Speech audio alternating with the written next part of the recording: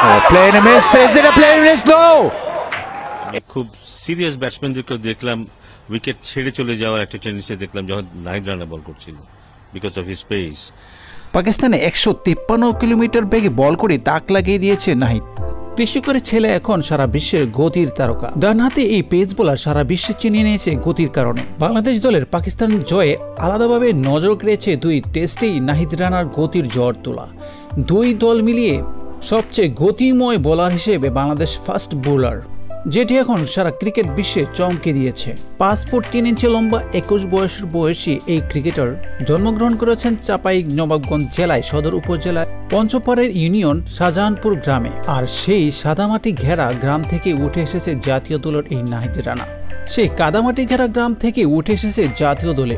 বড় ভাইয়ের সাহায্যে ছোটবেলা থেকে ক্রিকেটার হওয়ার স্বপ্ন বাঁচিয়ে রাখতে পেরেছিলেন দেশের এই অন্যতম গতিময় পেস বোলার। 21 বছর বয়সে এই তরুণ অবশ্য কি ঘটিয়ে ফেলেছে তা যেন উপলব্ধি করতে পারছে না।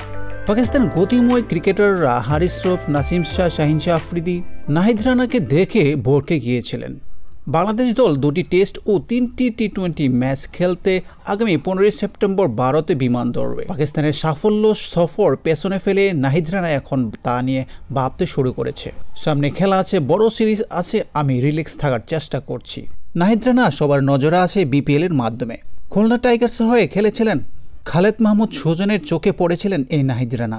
বিপিএলে আমরা তার গতির ঝড় দেখতে পেয়েছিলাম।